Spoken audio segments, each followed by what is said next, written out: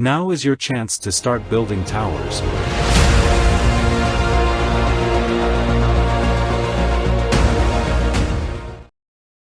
With the building community getting smaller, the chance of your tower getting in increases. The link to the JToH building kit by Gamatter will be in the description. There's 3 errors always found in bad towers like yours. The first one is difficulty spikes.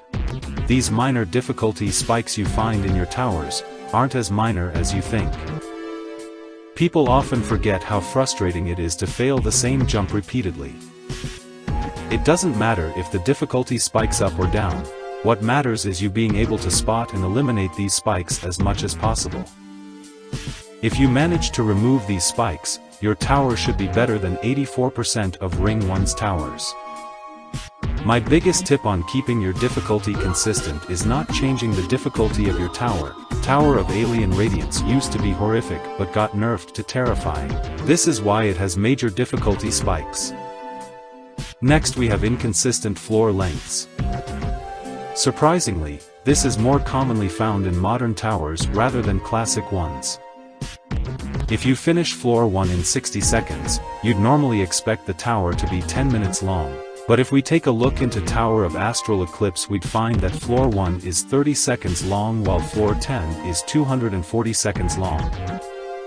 This could be a very fatal mistake if you're building a longer tower, because if your tower is 30 minutes long but floor 1 is only 1 minute long, you know you're doing something wrong. And finally we have incorrect difficulty estimation. People frequently build towers way out of their difficulty range. For example, building a catastrophic tower with your hardest being remorseless, you should probably start building a different tower. What you shouldn't do is nerf what you've already built to make it remorseless. This also occurs with incorrectly building towers way easier than your current hardest. If your hardest tower beaten is catastrophic, I wouldn't recommend trying to build a medium tower.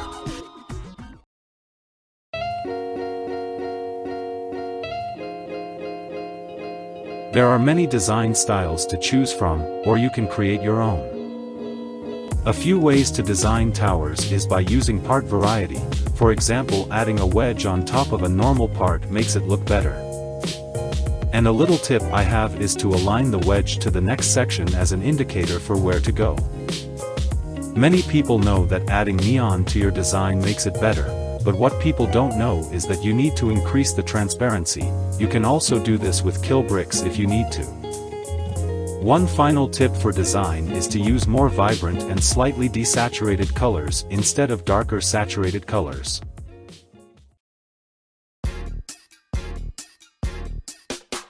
The best way to increase your tower's creativity is to become creative.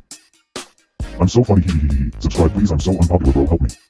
Anyways, the first and most important tip I have is to stop copying other towers. A lot of people tell you to search through the tower whitelist and take inspiration.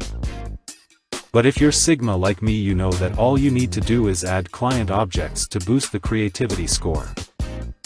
You can copy the contents of a client object into a different client object to combine them, but remember to only have one client object value, or all client objects will break.